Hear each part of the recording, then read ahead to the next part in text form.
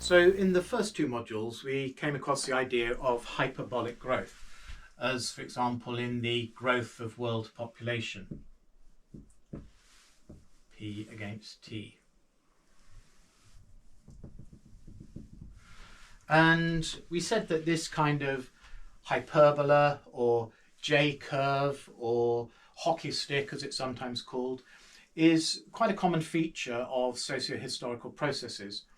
Though we also said that because it has this property of going towards a singularity where the growth becomes infinite, these hyperbolas must eventually break down or shift to a new regime. And we gave the example of the hyperbolic growth in the capabilities of stone tools, instead of reaching infinity, shifted to the new regime of metalworking. And in this lecture we're going to take a closer look at hyperbolas, the formulas for them, the kind of differential equations that would give rise to them, and how we might use them. Okay, so here is a graph of y equals 1 over x. There's y, there's x. And this is a hyperbola. Now, there are more technical definitions of hyperbolas, but for our purposes, we can think of a hyperbola as being something like this, something like y equals 1 over x, where x is on the bottom. And so if we look at the way this graph behaves, when x is 1, y is 1. When x is 2, y is a half. When x is 3, y is a third. When x is 10, y is a tenth.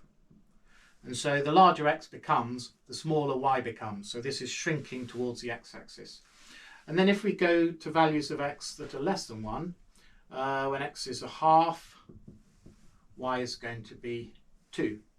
When x is a third, y will be 3. When x is a tenth, y is 1 over a tenth, which is 10.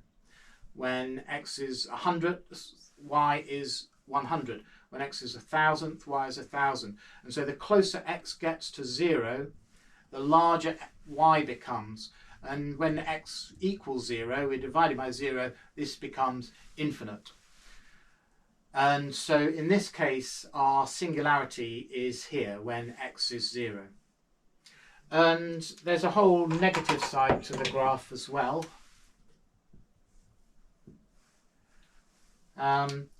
When x is, say, minus 100th, y will be minus 100.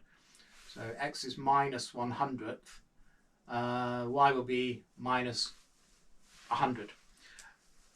So if x is negative but very close to 0, y is negative and very large.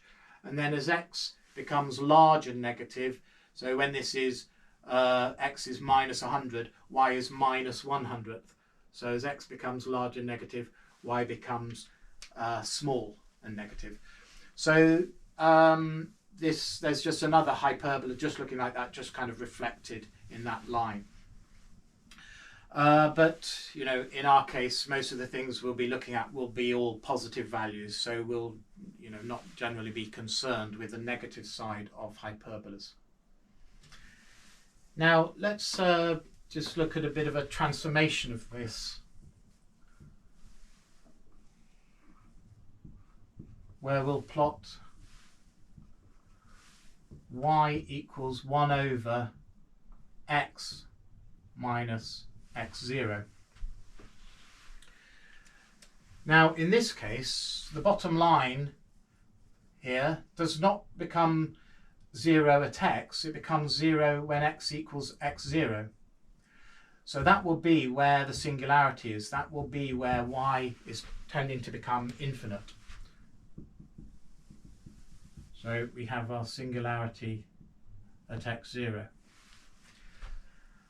And then as y as x increases beyond x0, then this is becoming larger, and the larger x becomes the larger x minus x0 becomes. So we've again got y is infinite just at x0, but as x is increasing, this is becoming smaller, and we've got a hyperbola like this here. And then the negative hyperbola, is on this side.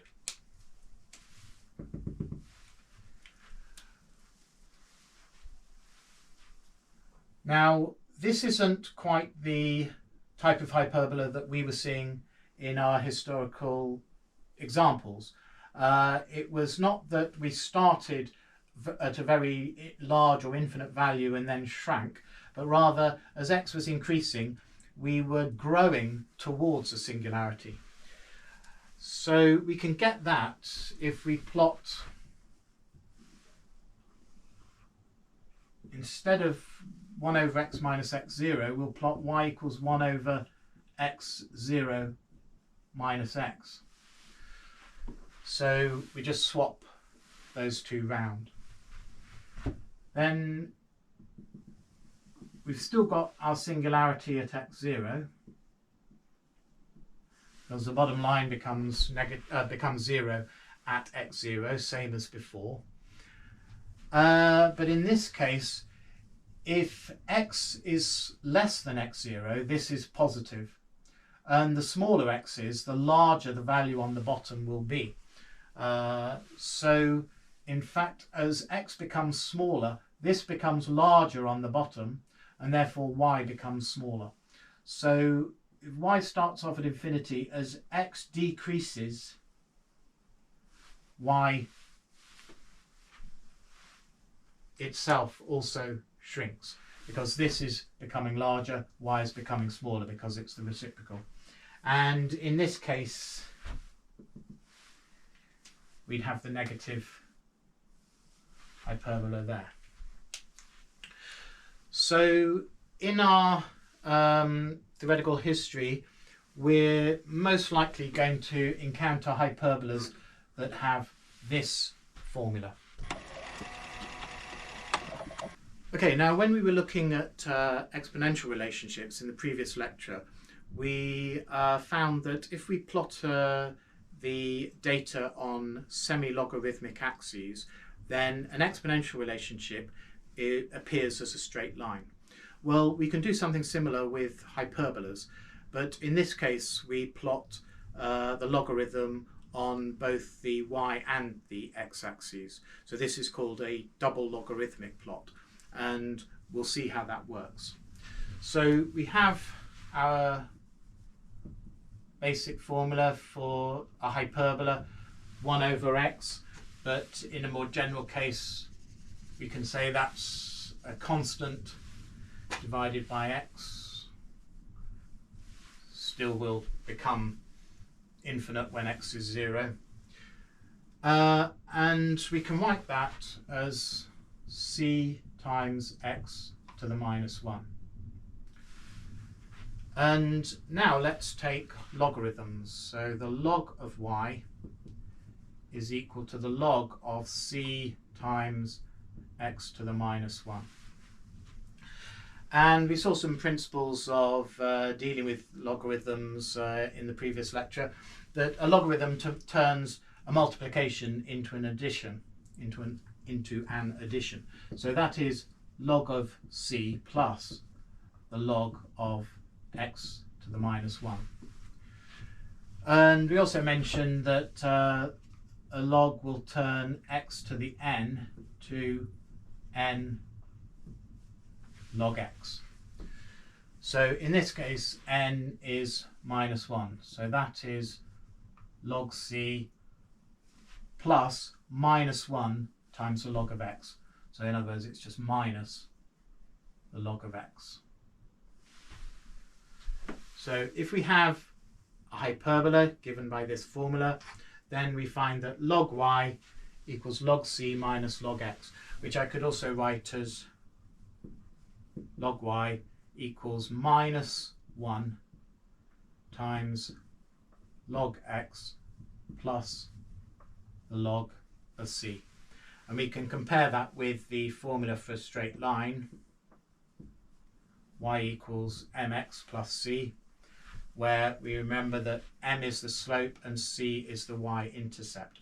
So in this case, log y takes the place of y and log x takes the place of x. So we plot log y against log x and we will get a straight line. And we know that the y-intercept is going to be log c and the slope is going to be minus 1 because m is the slope. So that's log y and that's log x. So as I said, a double logarithmic plot gives us a straight line if we have a hyperbola.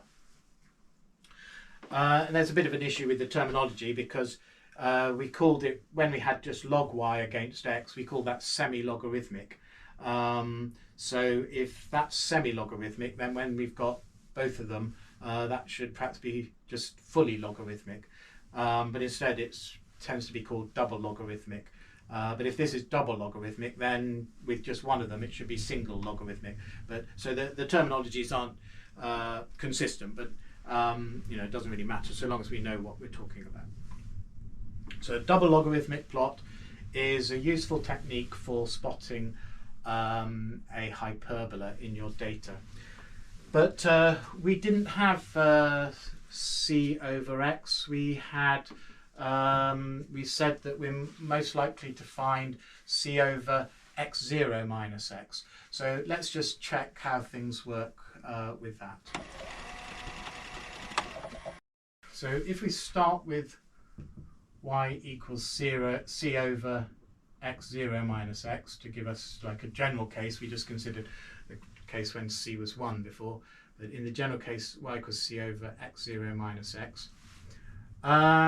Well, then we can write that as c times x0 minus x to the minus 1.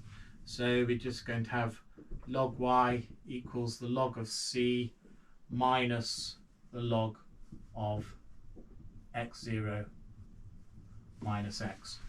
So what we would need to do on our chart is plot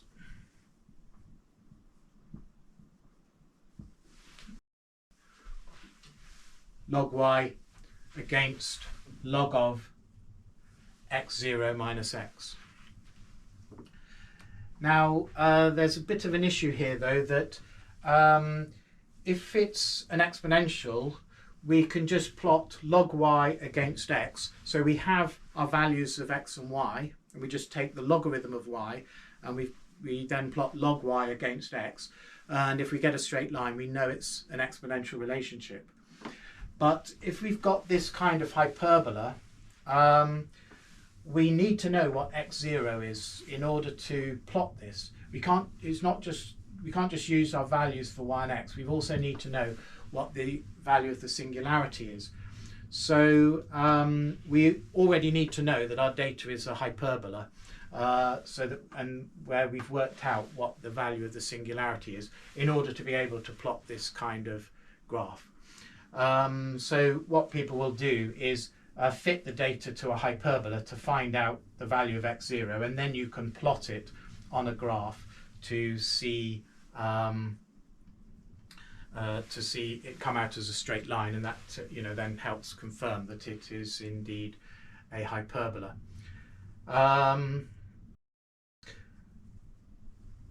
And it's not difficult perhaps to do that, because if you plot your data, you're going to see it shooting off to infinity at a certain point. But you can use mathematical statistical techniques to fit your data to the curve of a hyperbola to work out what c and x0 are. And that's the kind of thing we'll be discussing when we come on to the statistics part of it. Okay, now we've just seen that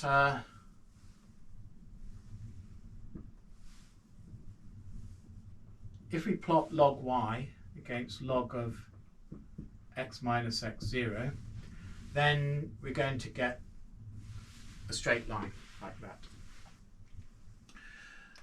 And if we take something like the big history milestones, we know that they obey a hyperbola, and in that case it's time we're looking at. So it's, the hyperbola is supposed to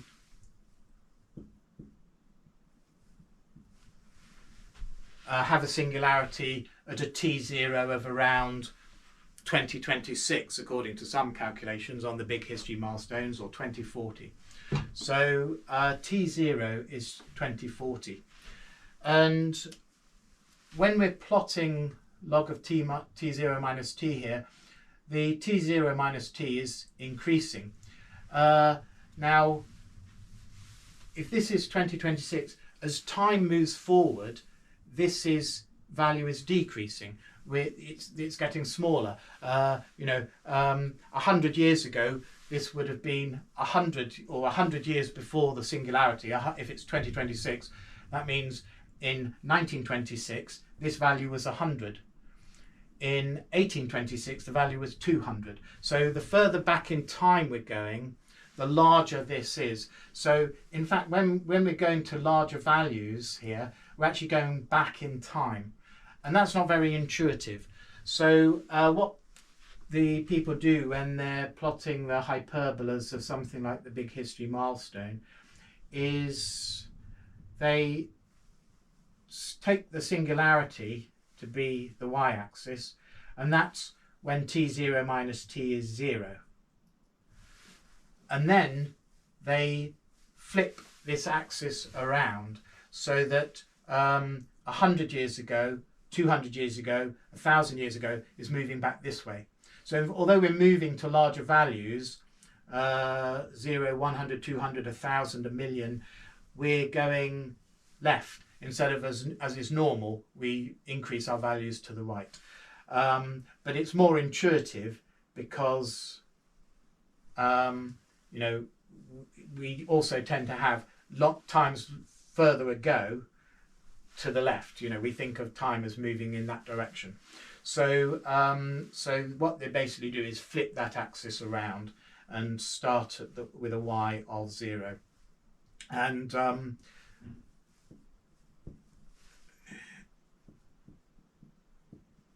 this is the axis of so many years ago. Okay, now let's look at the differential equations to do with hyperbolas. So we'll start with our simple hyperbola, which is going to be the easiest to work with to begin with.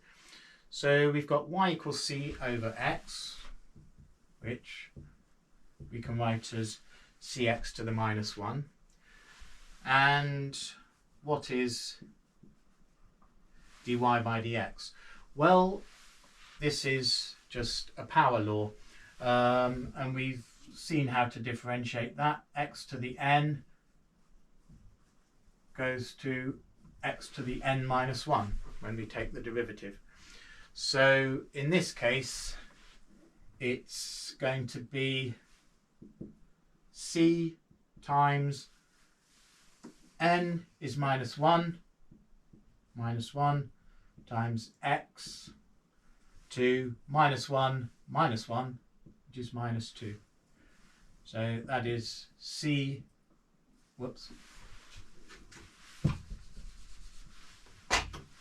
minus c x to the minus 2. Or in other words, minus c over x squared. Now, if we look up here, y equals c over x, we can square both sides of that to give y squared equals c squared over x squared. And if we divide both sides by c, we'll get rid of one of those c's, and we'll end up with a c over there, divided both sides by c. And then if we take the negative of both sides, we'll get minus minus. So this minus c over x squared from there is the same as minus y squared over c. So we could also write this equation as dy by dx equals minus y squared over c. And this is kind of we're more likely to see. Instead of being told explicitly that the rate of change is proportional to minus 1 over x squared, we're more likely to be told that the rate of change is proportional to minus the square of the value. And anyway, if we see an equation like that, we immediately know that the answer is that. So we can just go straight from seeing that to that. That's your answer, plus a constant of integration.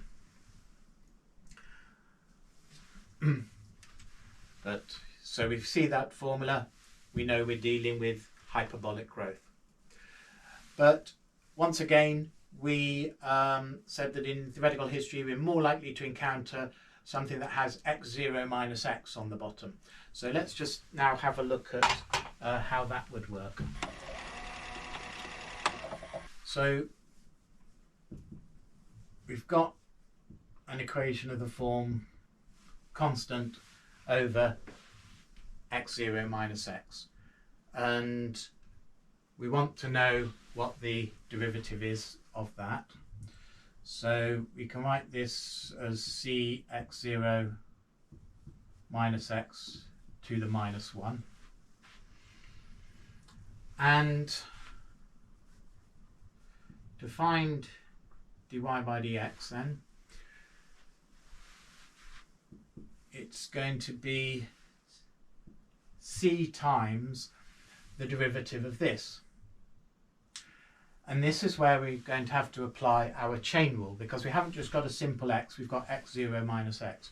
So with the chain rule, we differentiate the bracket, treating it as though it's a variable. Well, as we've just seen, x to the minus 1 goes to minus x to the minus 2, because we take the minus 1 down and we subtract minus 1 from that to give us minus 2.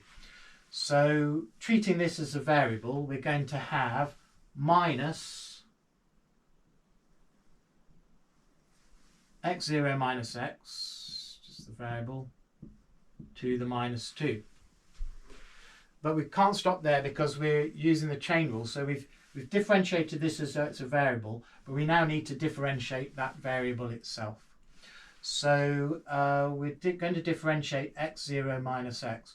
Well, when we differentiate this is a constant, so it disappears, and this is minus 1 times x, so the derivative of that will be just minus 1. So we've got to multiply by times minus 1 using a dot for multiplication there. So we've got minus here, but we've also got times minus 1 there.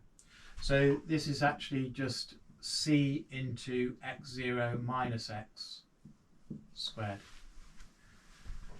So this is dy by dx is the positive c times x0 minus x squared.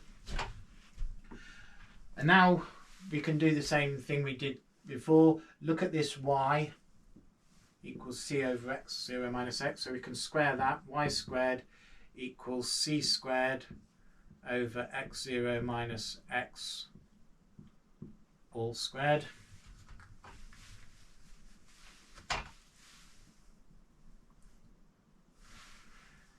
And if we take a c down, we get y squared over c equals c over x0 minus x all squared.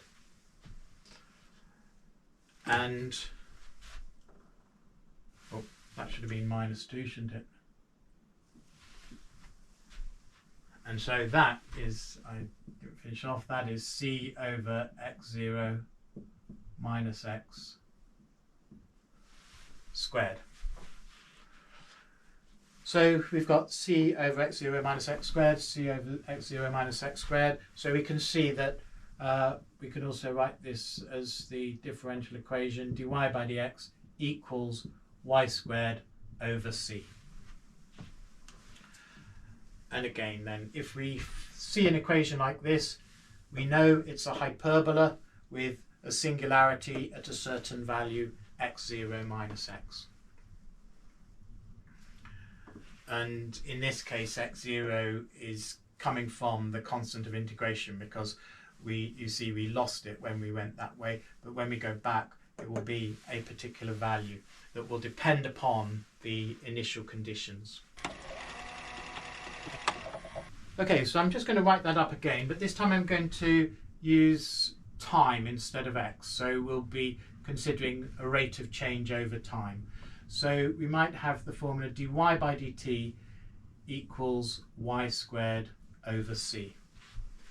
And we know that that implies then hyperbolic growth given by y equals c over, and this time now it will be a t0 minus t, the time of the singularity,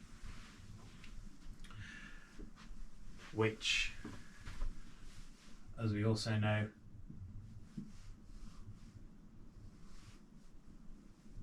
looks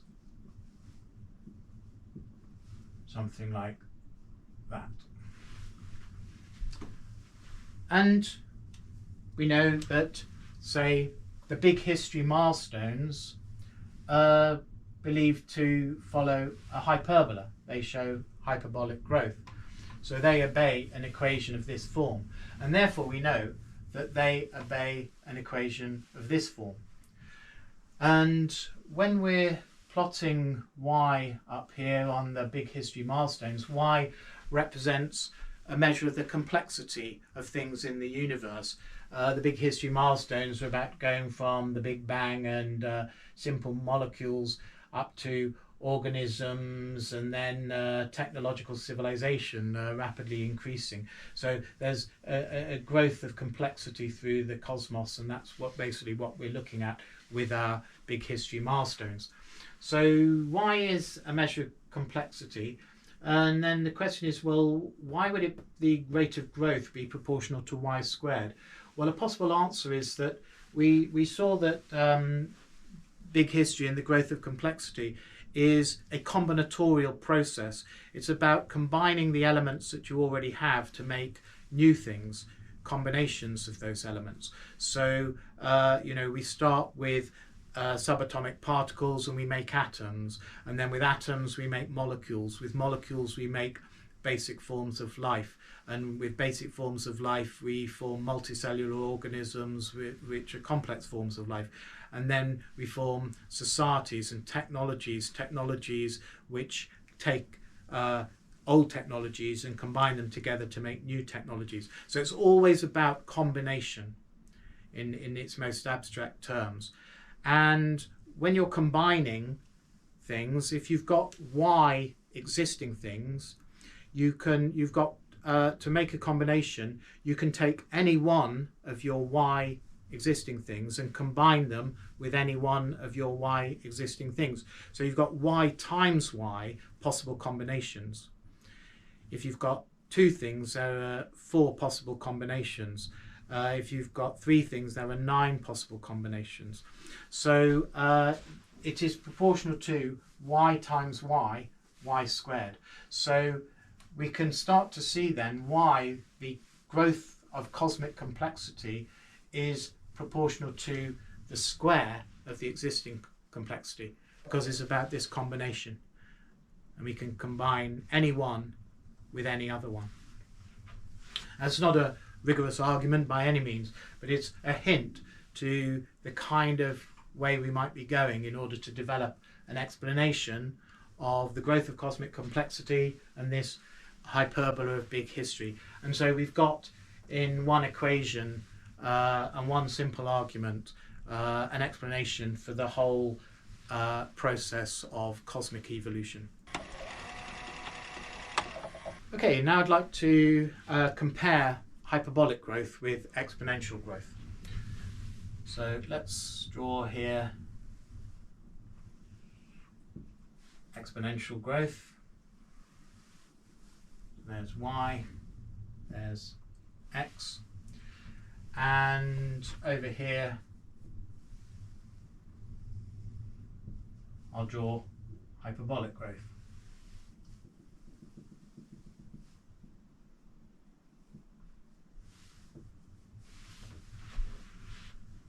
So that's right, that's exponential and that's hyperbolic.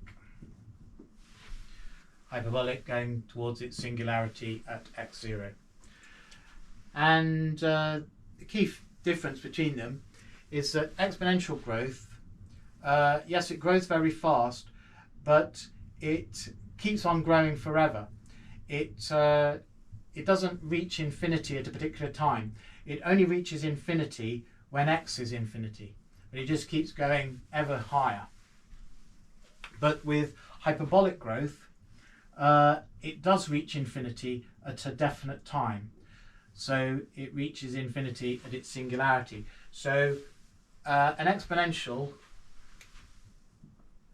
reaches infinity, just using that as an abbreviation, in infinite time, whereas a hyperbola reaches infinity in finite time.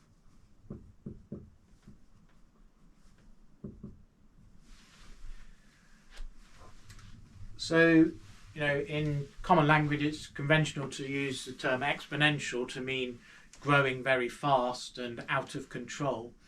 But actually hyperbolic grows even faster and even more out of control and shoots off to infinity at a definite finite time, whereas exponential kind of takes longer. In fact, it takes an infinite time to get to the same place as hyperbolic growth.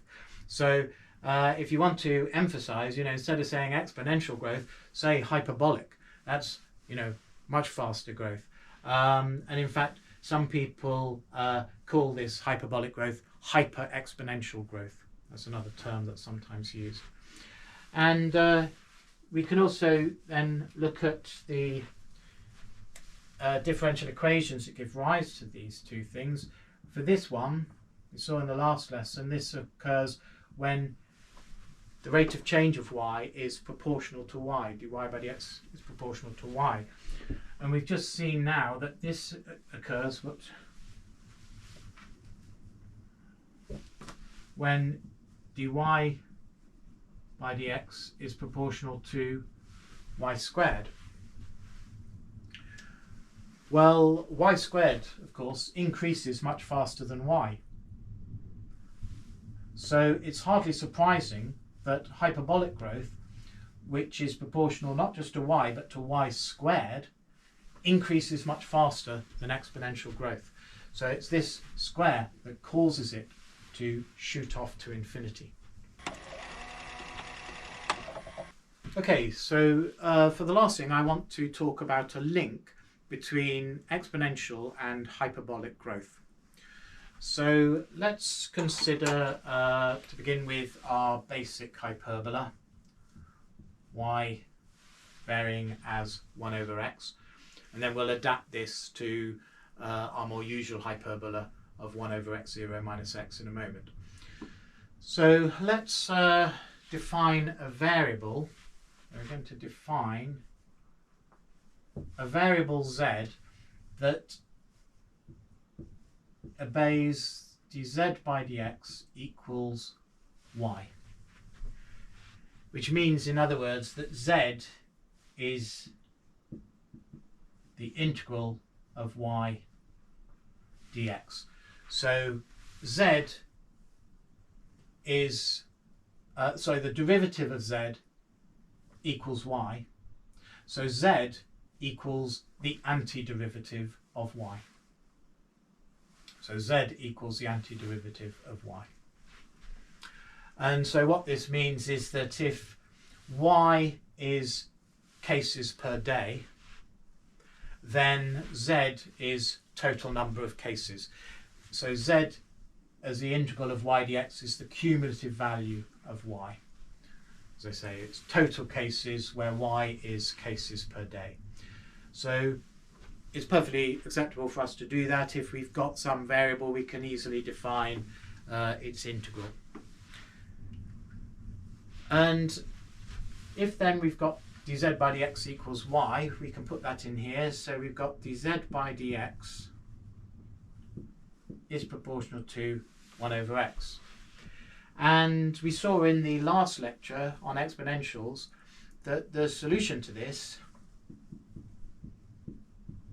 the antiderivative of 1 over x is log x. So if z is log x, then that means that if we exponentiate each one or raise e to the power of each one, that's going to be e to the z proportional to e to the log of x is just x. E to the power of and log are inverses of each other. So in other words, we've got x proportional to e to the z. So we started off with a hyperbolic relationship.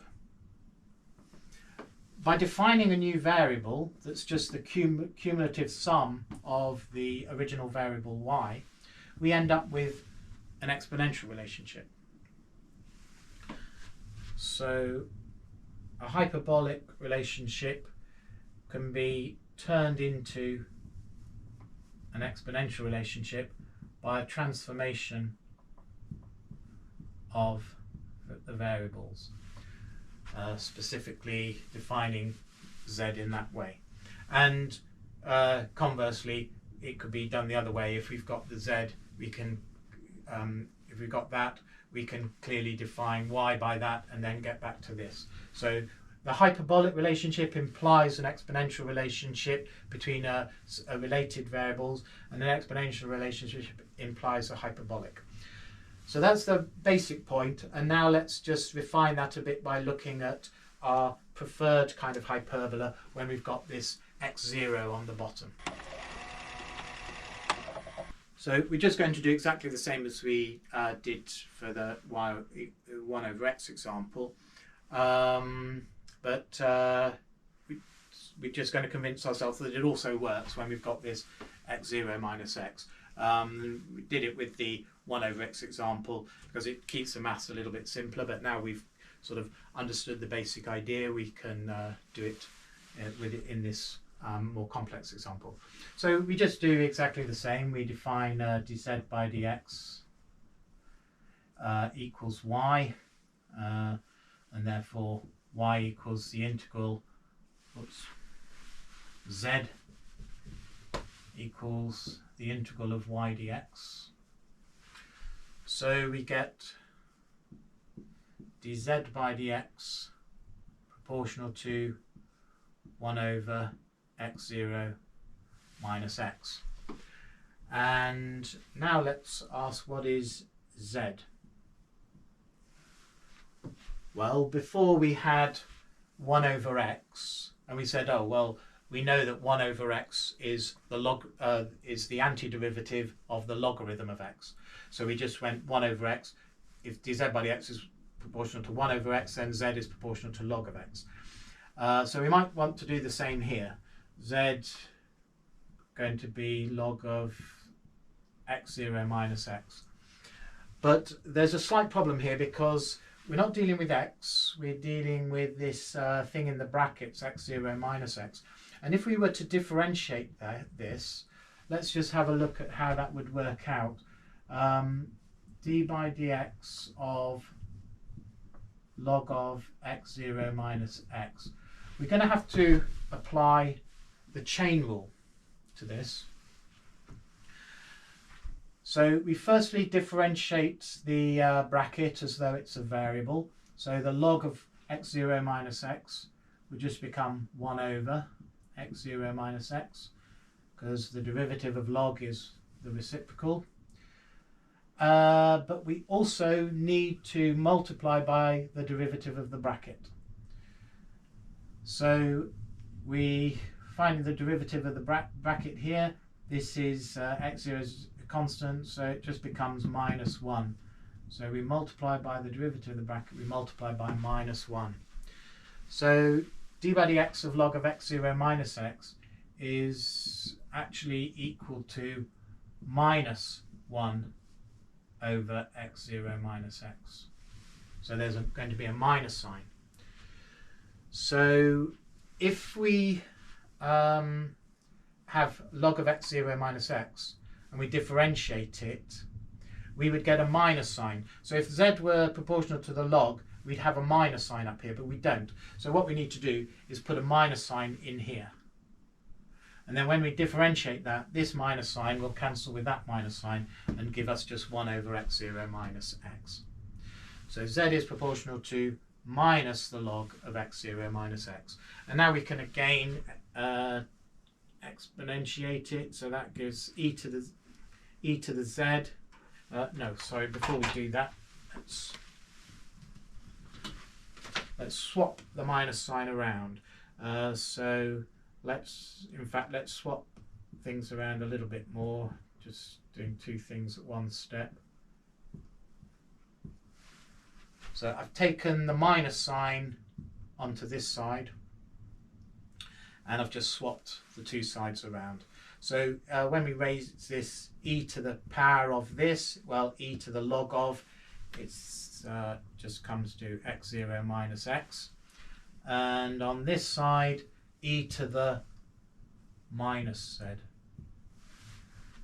And you may remember that before we had, when y is proportional to 1 over x, the exponential relationship became x proportional to e to the z.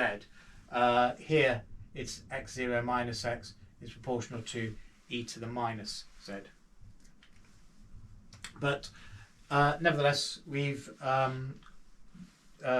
turned our hyperbolic relationship into an exponential relationship.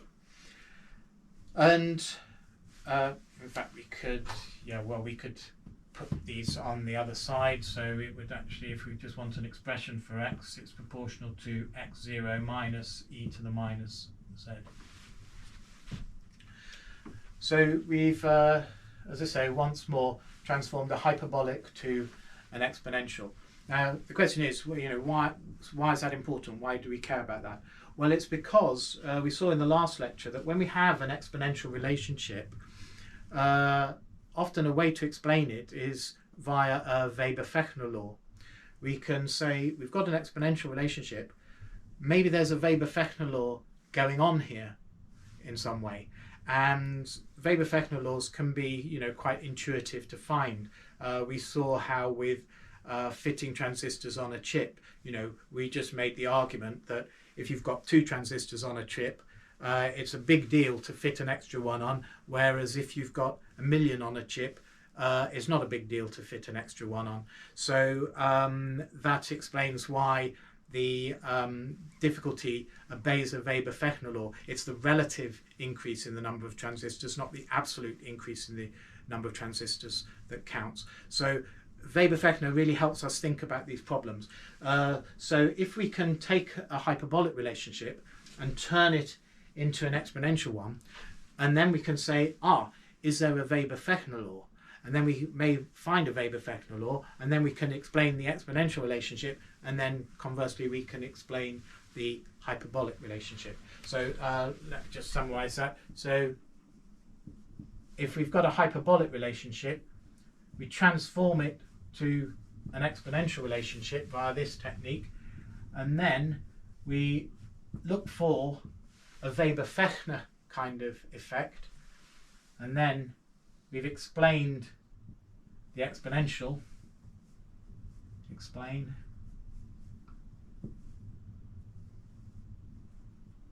And because I could put this way as well, because the exponential implies the hyperbolic, because it's derived from it, then we've been able to explain our hyperbolic relationship.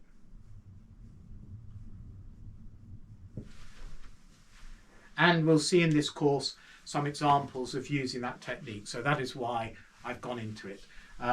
We'll be looking at hyperbolic relationships. I've already said they're a very common feature of socio-historical processes. We'll want to explain them, and we can use this technique to find a theory to explain the origin of that hyperbolic relationship.